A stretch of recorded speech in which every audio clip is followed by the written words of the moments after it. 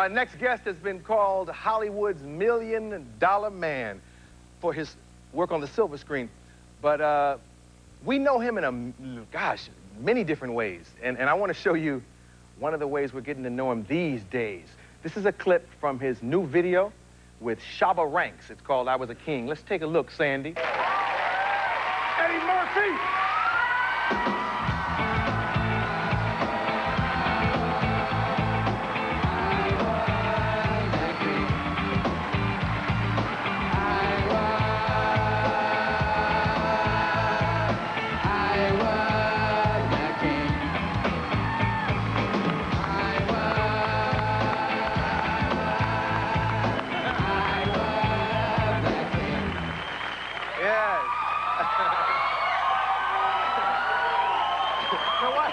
Why you laugh?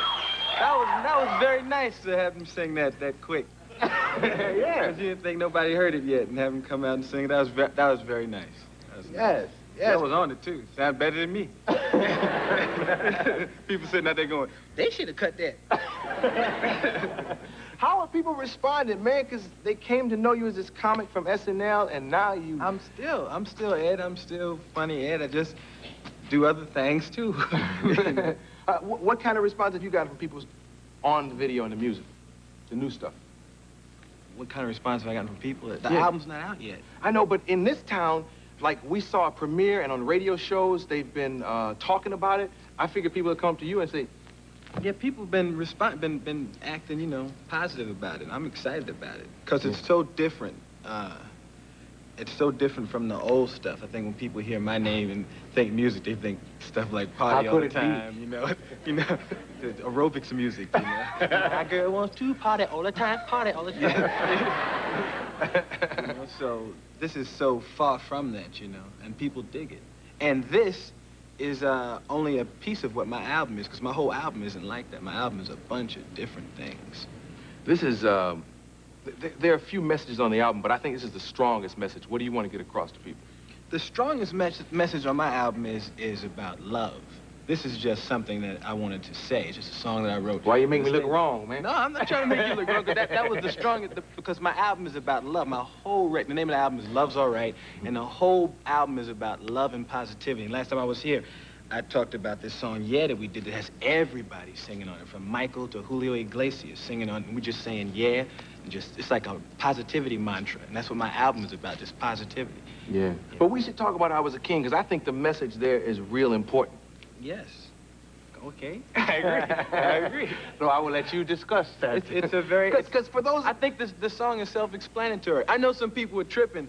Howard Stern was tripping because he couldn't understand what Shabba was saying on the record, and he was on the radio going, what's he saying, you know?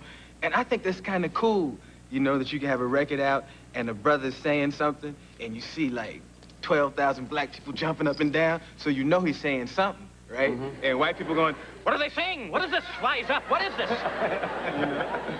And rise up, and people hear, like, rise up, and they think that we're talking about something violent, and now we're talking about a rise in consciousness, you know, like, get your minds together and wise up, because everything is so, you know, jacked up. That's what the song is about. Yeah. Pointing at all the things that have happened to us as black people, you know, and just saying it, you know. Yeah, you look like you've been working out, man. I mean, the difference in you in that and Put Your Mouth on Me. Well, you know, you can't be singing no song like Wise Up and have no pot belly. You get your ass kicked on the street, you know. Like, I heard you wise up record. You gotta be ready. Something go down, you know. Hey, wise up. How's Miles? He's good. He's good. That's my little son. I had a son 3 weeks ago, Miles. Yeah.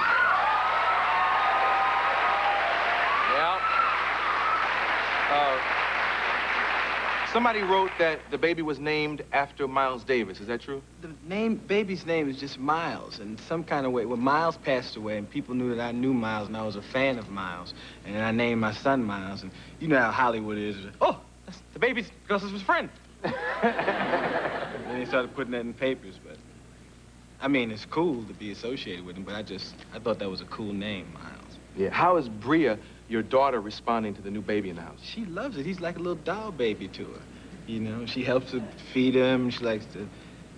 She loves it. It's no tripping at all. That's nothing about it that I don't dig, and she's really into it. Yeah.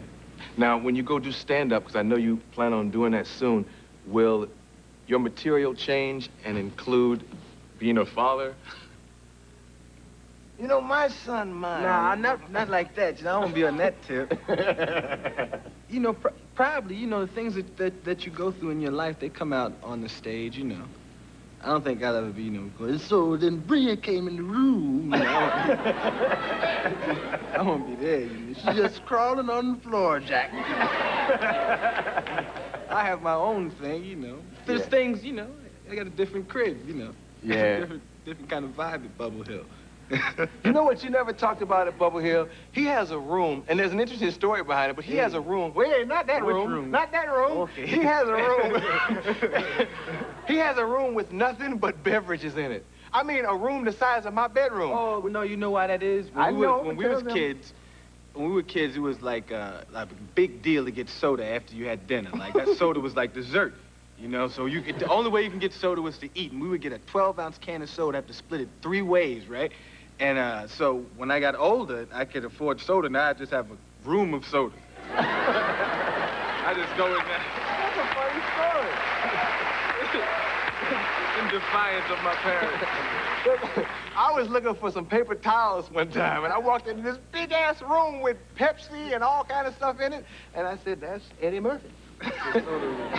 And you're writing with your brother Charlie, who you all have probably seen in things like Mo Better Blues, and he's an actor, a writer, actually he writes rap too, you know. But you all are writing a vampire movie. We came up with this story and together, and he went off and wrote this script called A Vampire in Brooklyn that I'm directing in, after I do Beverly Hills Cop 3, I'm doing this vampire movie, and it's pretty funny. It's about vampires in Brooklyn and rap music and black people and horror. Okay, this is very funny. And Flavor Flav is supposed to play the vampire's assistant. And I'm playing 3 characters in the movie. I'm playing me and Sweetwater, Clint Smith. We're playing. Sweetwater is a guy that was in the barbershop America with us. The other barber, the little one that said, "Man, you don't know no Martin Luther King." He's playing. Me and him are playing 2 roommates that rent our apartment out to this vampire upstairs, and we don't know. We're 2 little old men, and I play an old lady across the street with big giant that's in the window. You know the ones that always be in the window to see everything that go on in the neighborhood? I'm playing her.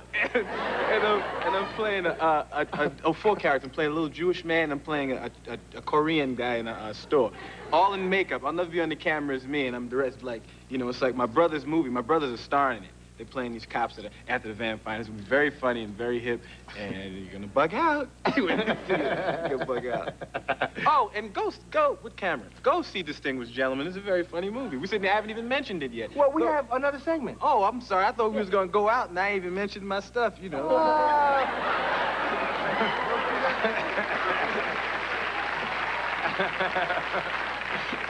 I know it'd be like, well, Ed, see you later. You know? Then I go past the theater, it'd be like 2 people online. The movie's doing very well, and we'll talk about that when we come right back with Ed.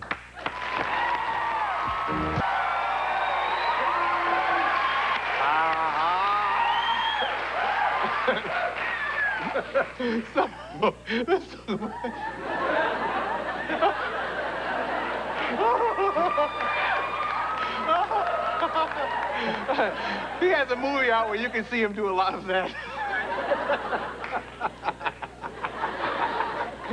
You get to do a lot of impersonations in the movie, man.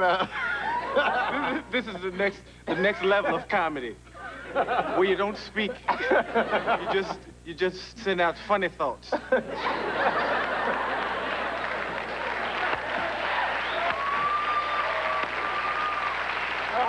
Hold on, let me clean it up now.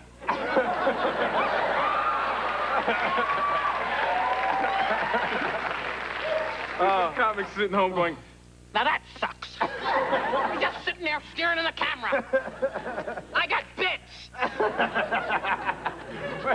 Okay, let's talk about the movie. The movie's doing very well, and... When was the last time you went down to the Comedy Store and just jumped on the stage and just went buck crazy? It's been a while. I did it in Boston, though, man. I gotta go back out. We going back out. Everybody, should be out in the clubs doing comedy because there's so much going on right now, and nobody's like, you know, only the young cats is out, and cats like me and you and Keenan, you sitting home and... You gotta go back out. Yeah. Hey, you gonna go on the road, right? Yeah, because some of them young cats are real good, you know. Yeah, Martin Lawrence. Yeah, he's bad, man, bad. You be watching it like this. Hey, I gotta get back to the club. Let's talk about distinguished gentlemen. Reviewers are saying it's the old Eddie Murphy. What does that mean? I have no idea. I think it's just because I'm doing a lot of characters and stuff in the movies. In this movie, they say, they associate that with what I used to do early on in my career, so they call it the old Eddie Murphy. You know how they like to put a label on something. You know, as soon as you show up, put a label on your ass, you know, this is this, this is what this is, and this is what that is, and any of it is, you know, art, and we're just trying to have fun and make people laugh and make people have a good time, and I don't know what any of that old Eddie Murphy, new Eddie Murphy, that's bull. Something. Sorry, they'll bleep it at home. Actually, they tried to label Boomerang, and you wrote yes, the critic. The Boomerang. Where you threw it. Well, that was actually a label, and then Boomerang come from here. Oh, They tried to label Boomerang, and you wrote the guy at the L.A. Times a letter or something. Yes, I wrote him a letter. And what was that letter about, Roseanne? Because she been writing her ass off. I don't feel like talking about my Boomerang letter. You wrote a letter 6 years ago. Let's discuss it. No, but I thought you had a good point, well, man. you wrote a letter to Entertainment Weekly. Tell us about your Entertainment Weekly letter. All right. We were talking about the late night feud. See, no one wants to hear that now. But they want to hear about your letter. You had a good point, man. You had a good point, too. Okay, let's talk about the letter you wrote. No. Let's see. Let's see a clip. Bail me out of Well, this. I said gonna be writing some letters to the network. Yeah, that's some I watched the show last night. Set up the clip, man. Set up the clip. Which clip is it? I don't know. It's your clip. Oh, it's from the movie?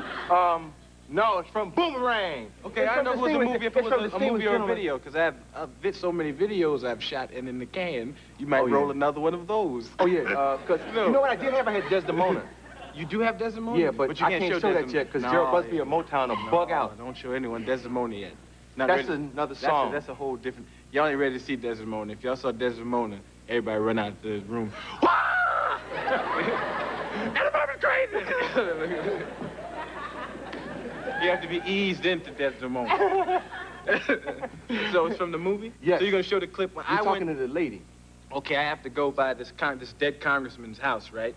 And I'm tricking his wife and making her think that I'm from this college, and I just want to get all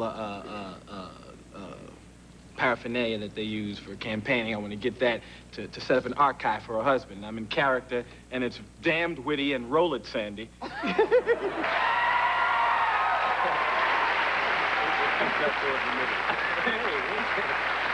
That was very frightening. I was halfway through the clip. Yo, it was real quiet. I turned to Arsenio and I said, the clip is bombing. Then you started laughing in the middle of it. Whew, Lord. You know, the movie came out against really steep competition. Why didn't you put it out before all this stuff and like around election time or something? Well, I don't put them out. I just make them. You know? I don't even be tripping off when a movie comes out and who else is around and who else is in the theaters, because it's not about, all it's about is the work, you know, and trying to do good pictures. So I'm not tripping off, you know, somebody else's line. And plus, I've had people come out against my movies and get dusted off, too, so I ain't tripping off none of that. You know? Yeah.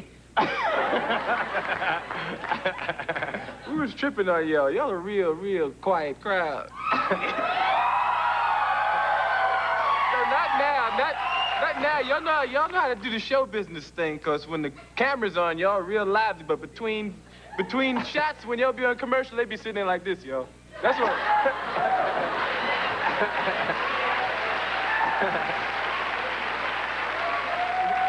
That's why I was doing that joke thing. Joking on y'all. What is cop?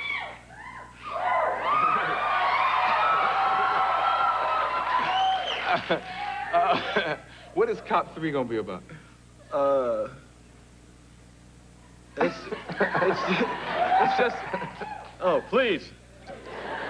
It's just another Axel Foley roller coaster ride. With lots of adventure and wittiness and shooting guns and hanging from trucks and. Oh, you know who's in this movie with me? Raven Simone from the Cosby Show. Yeah, she's in this movie with me. Yeah. I can't wait. Yeah. Well, but no, what is it really about? Because you got to tempt them. No, I'm not tempting them. Beverly Hills Cop. And they'll see it when the trailer comes out. You want me to read letters and scripts on the show. Wait. Read that letter and do a soliloquy. Just recite Beverly Hills Cop 3.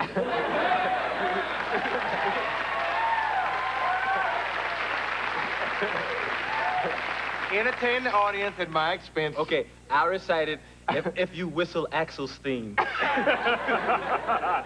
In the background while I'm Can I doing it. defend myself? No, I just thought the letter that you wrote was really cool because they tried to call black business this fairy tale.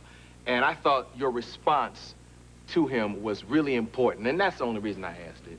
Oh, okay. So You know? you was trying to take it to, I wanted to be entertaining and light and witty tonight. No, but sometimes you gotta drive a message home, and people around the country who don't read the LA Times, what you said was so important.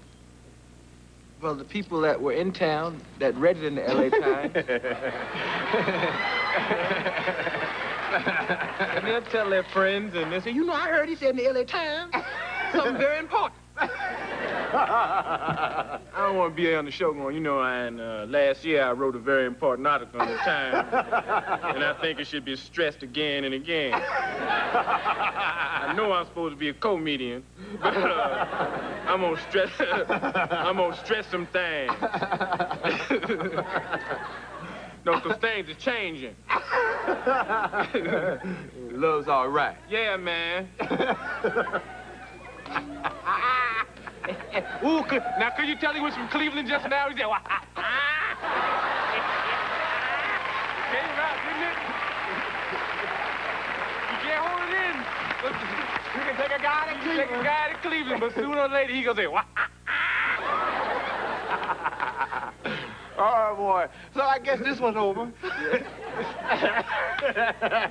the next I've guest? been beat up and humiliated Stop verbally. it. Stop it. We're being- Jodeci is here, man.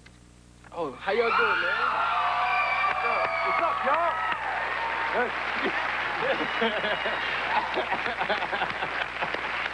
Yes. Thanks for thanks for stopping by, and I'll hurry up with the show so we can go hang. What are you talking about? It's over, man. No, it's not possibly over. Your watch is pretty, but it doesn't work. It's over. Jeff Casario is next. Yes, he is. Oh, I'm over is what it's called. Oh, why'd you say that? Don't say it. Say you. You over. And you go out just like a Cleveland man. You say you over.